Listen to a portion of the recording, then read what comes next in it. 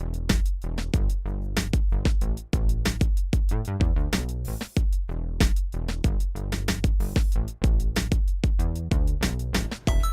welcome to the Game and Sound Podcast. My name is Pedro, and once again I'm joined here by my good friend Tito. Hi. How you doing, Tito? I'm alright. Well, I'm really high today.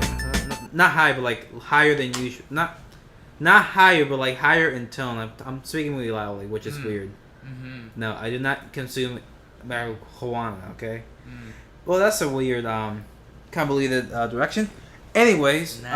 on this podcast we talk about gaming news, and before we talk about our weekly topics, we like to discuss a weekly question called the Game On Question of the Week. And this week's question is, what is our guilty gaming pleasure? So this could be a game that you thought that was good, but is generally seen as bad, or people just may not like it. So, Tito, do you have a guilty gaming pleasure? When I had a Sega Genesis, I didn't have very many games for it. So obviously, it came with Sonic, and everybody loves Sonic. But the game I'm talking about is Cool Spot. Cool Spot. Cool Never Spot. heard of it. Now, Describe it. If you guys remember, back in 7-Up's more popular days, their mascot was Cool Spot. And No way. and there were also games, just to give a little more perspective on this, there was also a McDonald's game, and there was a Chester Cheetah game, you know, the Cheetos mascot. So this was a trend back in the day. So apparently my parents thought, you know, let's get them Cool Spot. I bet that game is good. And I'm a kid, I don't know any better. So I played this game for hours and hours and hours. You know, more because you're a kid. You don't know when you're going to get another game, so you better get your money's worth out of it. Well, that's interesting. Like, I think the most recent attempt was like the Secret King. Remember those the BK games for G60? Yeah. Wow, like Yeah. those were the bad days. And I thought license games were bad. Well, for me, I got a couple of games. You know, as a kid, I didn't really have a choice in what I played. Mostly because, you know, I just didn't remember, or let's say like I was stupid and I saw like a poster at like GameStop, I was like, oh, I want that game. But, you know, a lot of times they turn out to be good. Good or bad. And for this particular one, I have two ones. One from my childhood, one from recent years. And one from my childhood, well, it was a licensed game. It was the Fantastic Four game. What? Yeah, based on the movie. Tito, I didn't have a choice. They got me the game because the movie was coming out. I was like, oh, he likes superheroes. He'll like this game, right? Jeez, I don't know what's worse, the game or the movie. I really don't. I mean, the game was probably better. Yeah, actually, it's kind of true. So, you know, like I remember a couple games that like I did enjoy as a kid, you know.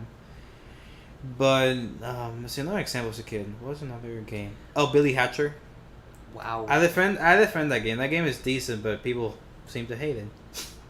And on Sonic Adventure Battle 2, people seem to hate that game too. At least you never were unfortunate enough to mistakenly buy Superman 64. Oh, that was sucked.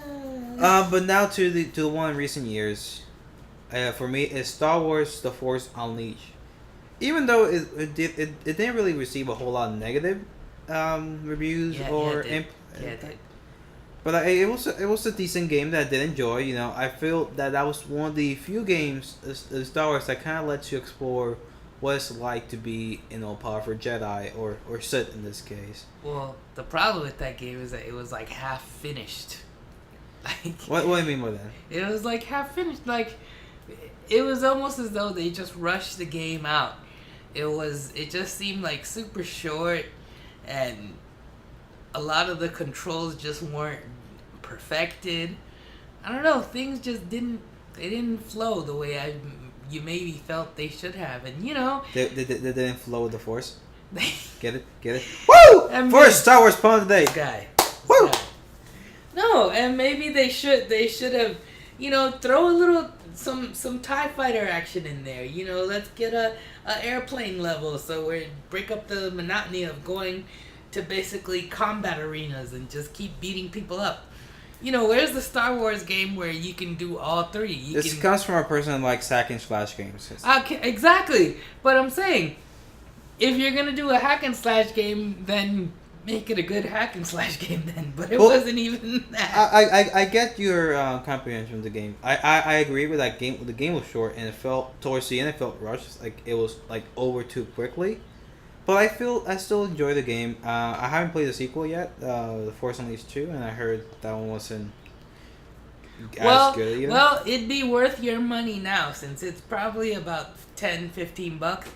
I played both of them, and what I literally I didn't care about completing the game. What I would do is just go up to people and tell them to kill themselves and watch them jump. That was just wow. That was probably that's morbid. Yeah, that was probably the fun. That was the funnest part of well, that that kind of lets you know the type of person that you are too. Yeah. For me, like when it came to games, like I chose to be good or bad. I always chose to be good. I was never like even like you guys might think this is funny or stupid. I can't play Pikmin. Pikmin 3 specifically. Like I got this game and I really enjoy the game, but I haven't been able to beat it because I'm stuck in this level with like a boss battle, and like I always feel bad whenever my Pikmin die. Like a part of my soul just hurts when I see like the little ghost clouds go up in the sky.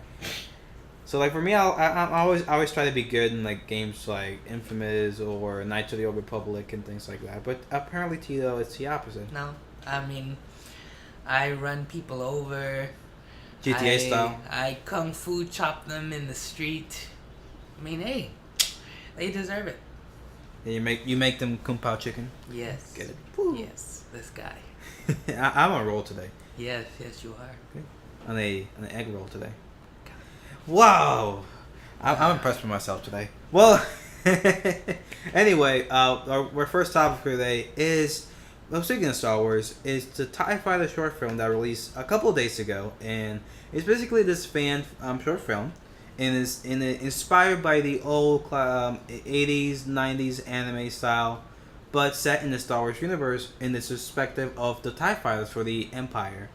And what I loved about it was just how unique and something that we have never seen before, because Star Wars, has a lot of problems, with how they handle the franchise, but it's a new take that I've never seen before, and it was really well made. It was only drawn and animated by one person, and I find that amazing. Hey, and if you look at the YouTube comments, there's barely any hatred, if any, and that is very hard That to is do. very rare. Like I was even nice about it. I went to the guy's Twitter account and I tweeted him. It's like, hey, like you did an awesome job on this. I would love to see like either a full length feature or series based on this concept. And that's good. It's whenever you can get the internet to like something at the same time, I think that's great, and not had that much hate comments. And that inspired me to talk about, because I love Star Wars. Star Wars is my favorite franchise of all time. It was a thing that got me into geek culture as a kid, and Star Wars will always have a place in my heart. So I just want to talk about kind of how this like short film would never happen in actual Star Wars canon, like made by Disney now.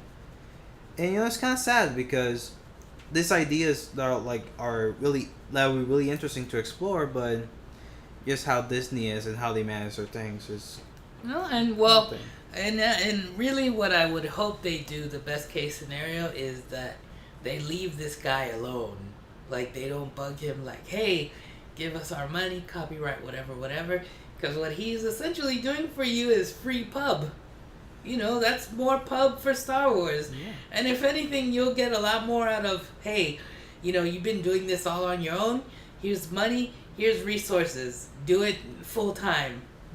Yeah, that'd be like the best thing if they could like hire him and be like, hey, we like your idea. Make this a whole concept. It's just like the people doing the Dragon Ball Z Absalon or whatever I think it's called.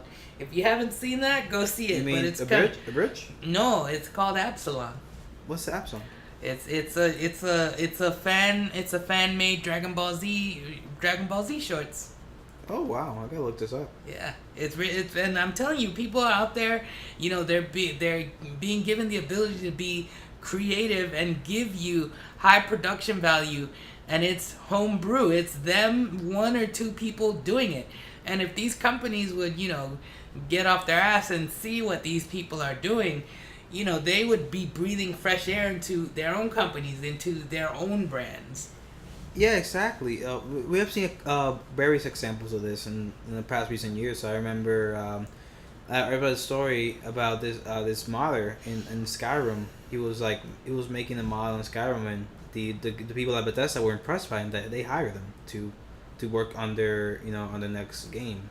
And I think that's kind of the great thing about the internet. You're able to have exposure to things that you probably wouldn't have had exposure to before, and be able to just create your content. Like you don't need to have some like high level company that you have to work for in order to have your content being produced. You can just do it on your own. Of course, it'll be harder, but you can still have that at least that idea exposed, and then if it's successful or if people like it, you can get some good feedback, or you can get like you mentioned support from the actual company that would be interested in that kind of material. Oh, like I said, it is becoming easier and easier to get noticed because you can do all the hard legwork on your own. The only thing that the average person would need is the notoriety and the distribution, which Yeah, they could easily provide. exactly. And what I'd like to mention also is with the Star Wars universe that's happening right now, 3 years ago, Disney acquired the Lucasfilm rights, which included Star Wars and the Indiana Jones franchise.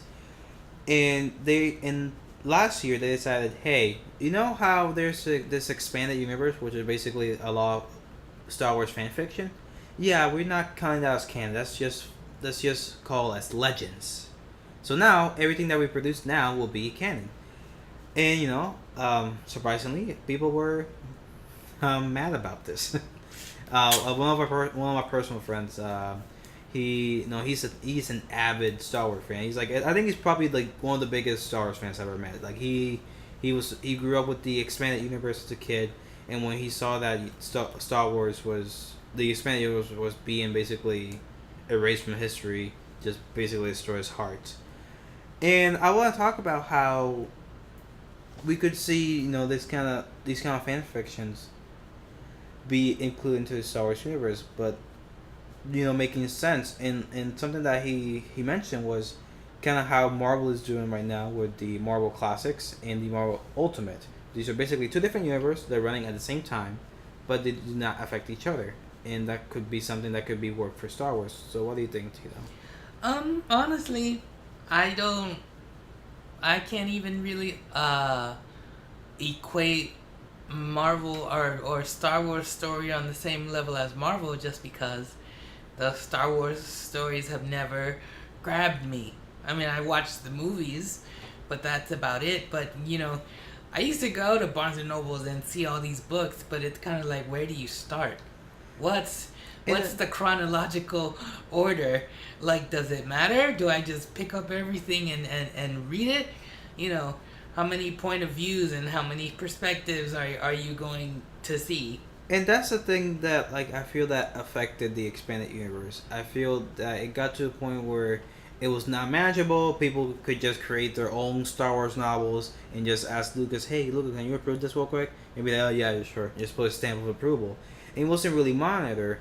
And with now with the new Star Wars canon that is being created, they have 3 books so far, and they have a group of people that are in control of the storylines of being able to create these things and make sense of what's going on.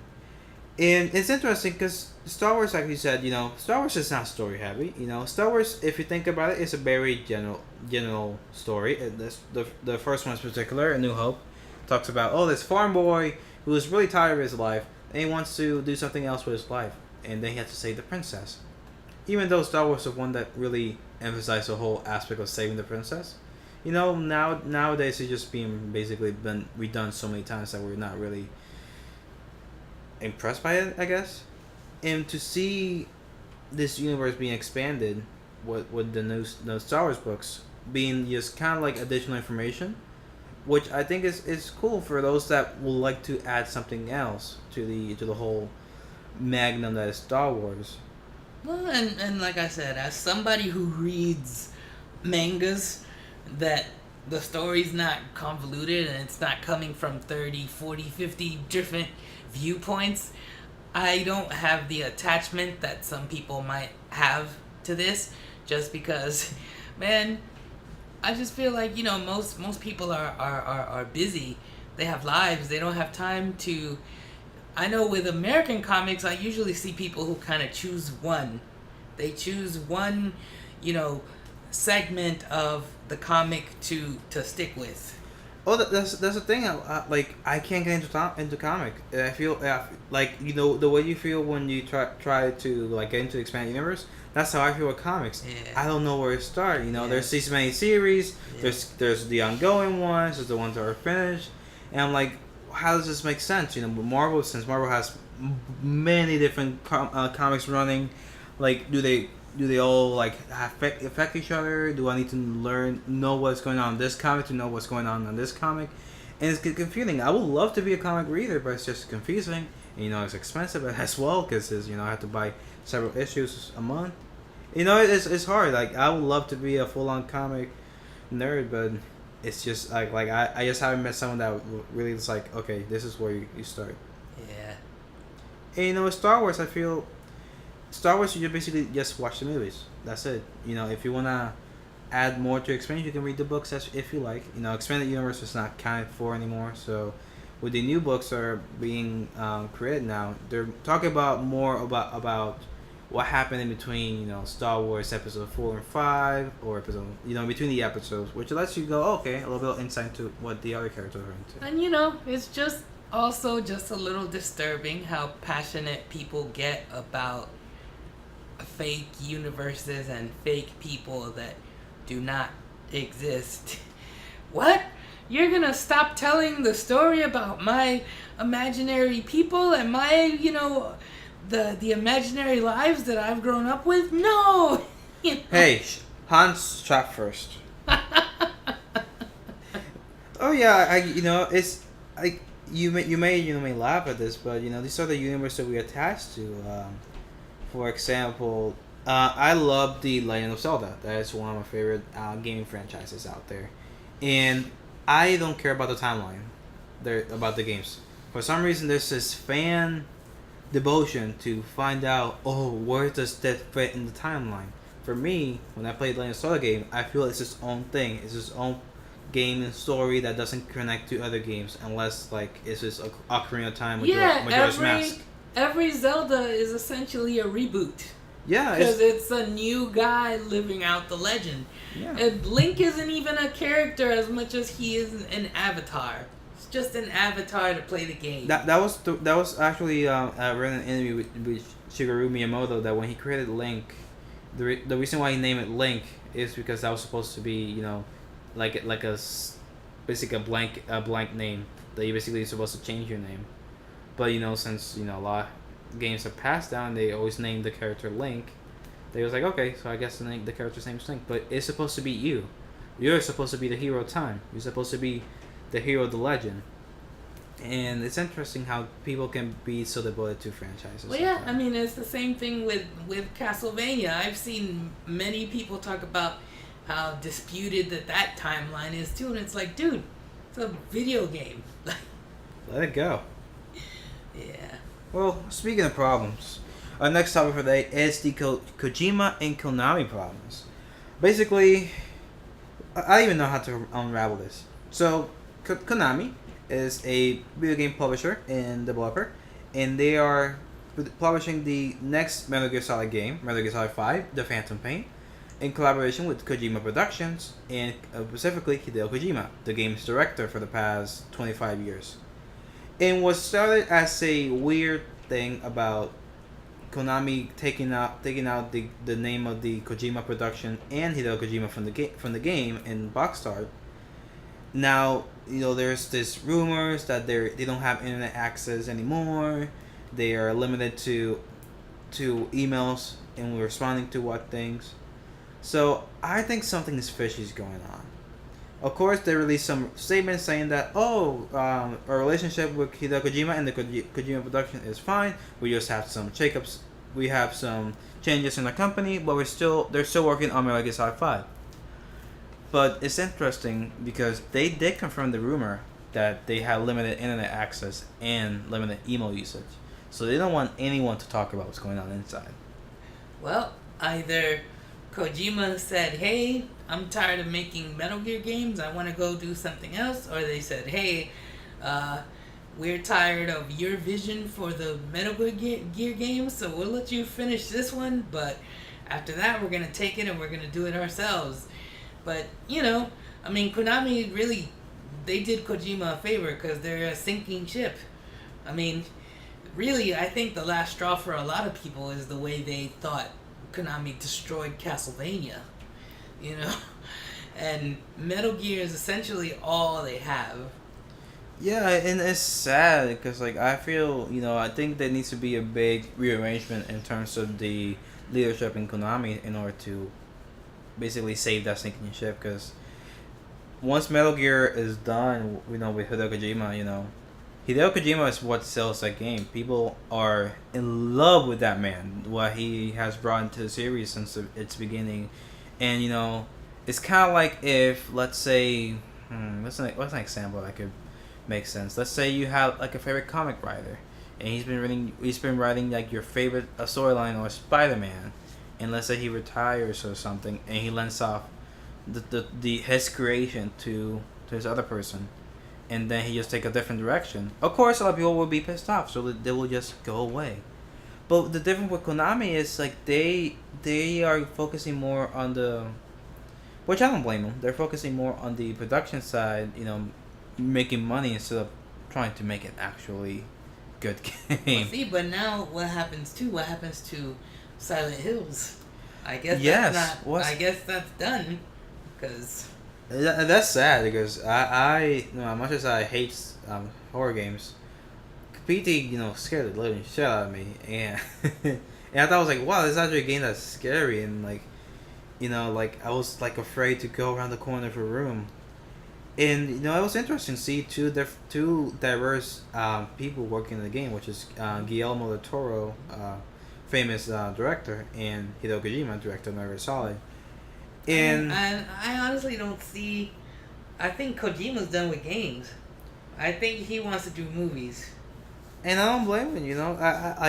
I really don't blame Kojima. Kojima is probably tired of working Metal Gear.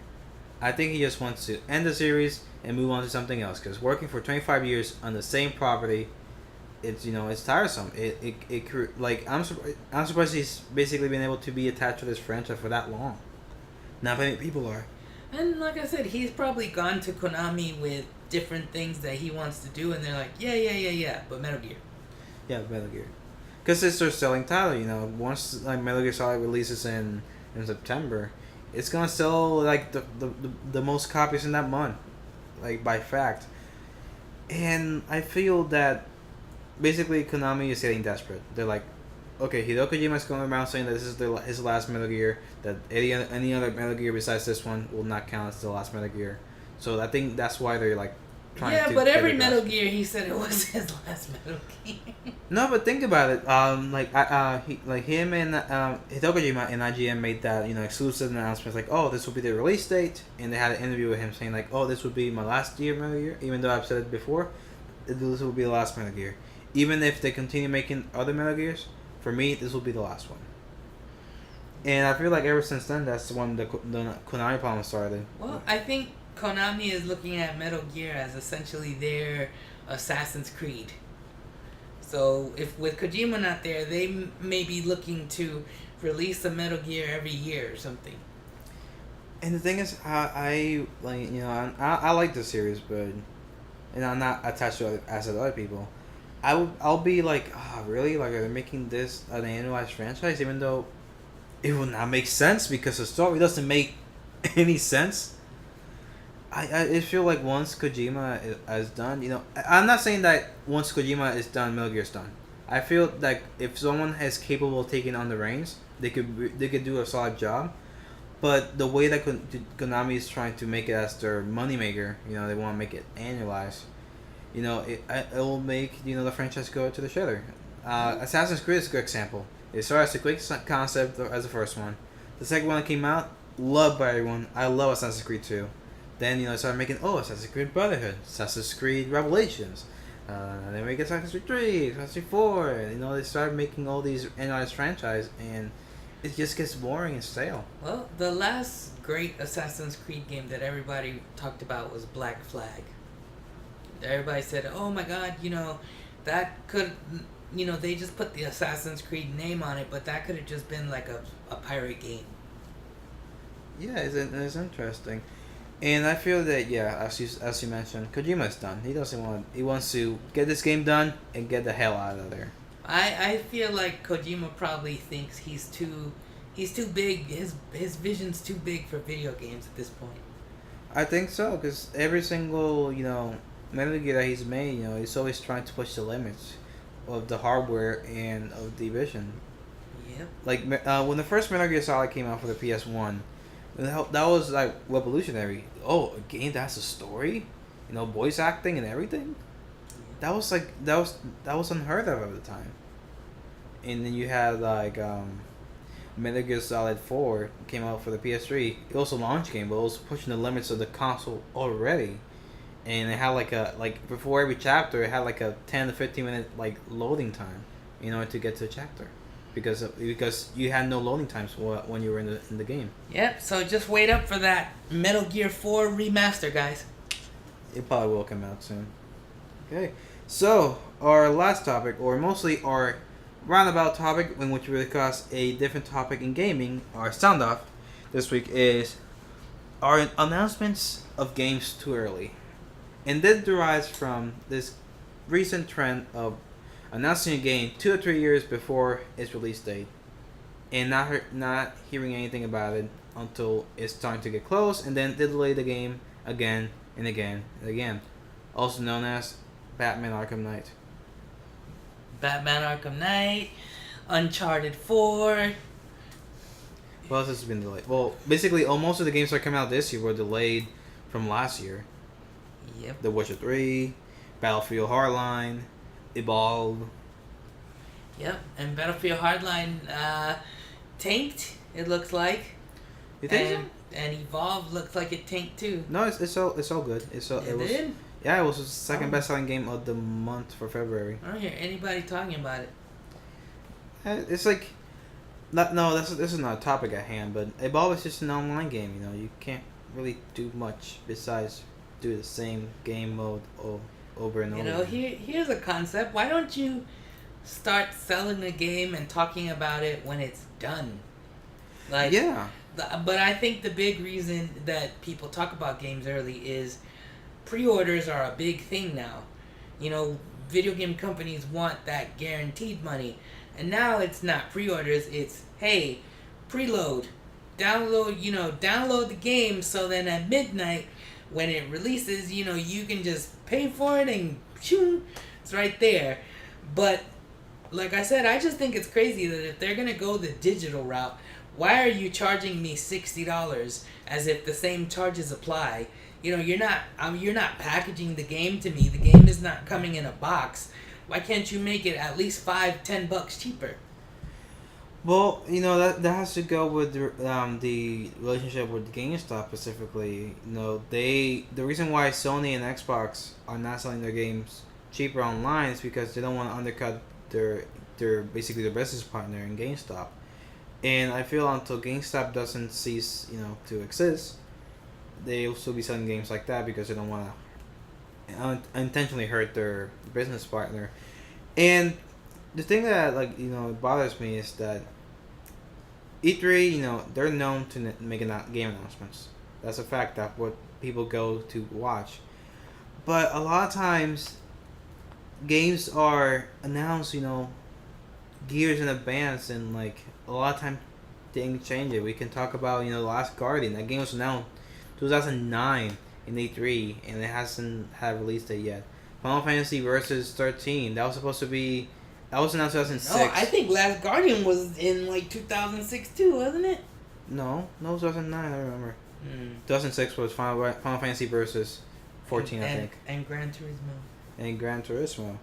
And but like, there's also good examples of a games that like if they're announced at a right time, they create enough buzz and they don't have to wait as long. One of these examples is Fallout 3. The game was announced in E3 in 2008. Then the game released that fall. You never see that anymore, unless it's like an indie title or something like that. Well, that's because the video game industry, for whatever reason, they're crazy about pre-orders now. Everything is a pre-order. Pre-order the game and you get this DLC. Pre-order the game and you get this costume. I remember one of the more controversial pre-orders was pre-order Red Dead Redemption and you get this cool horse. And I remember so many people saying, when are you going to release that horse? You know?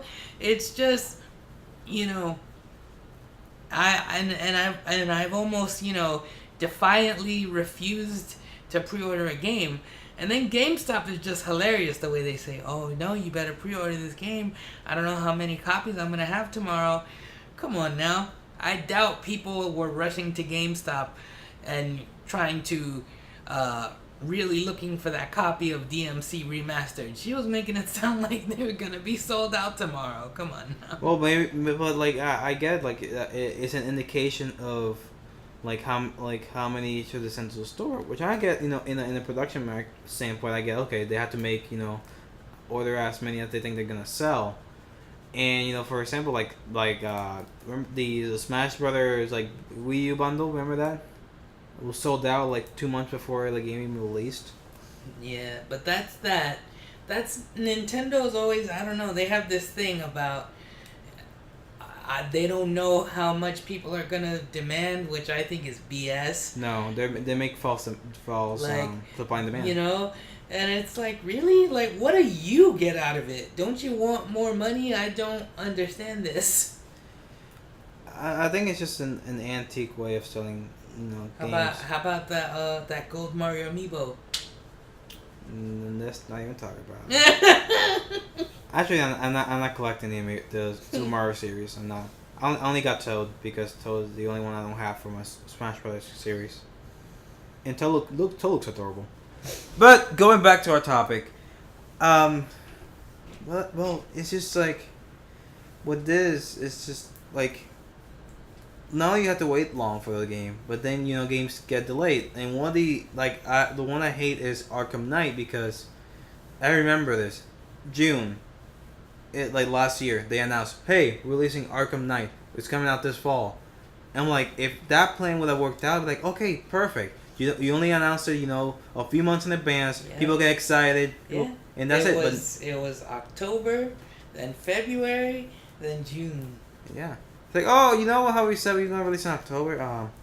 Yeah, we're going to release it on February. Sorry about that. Oh, by the way, you know why I said February? You know, we actually meant June 3rd. So just make that change. Oh, you know how he said June 3rd? He actually mean June 33rd, okay?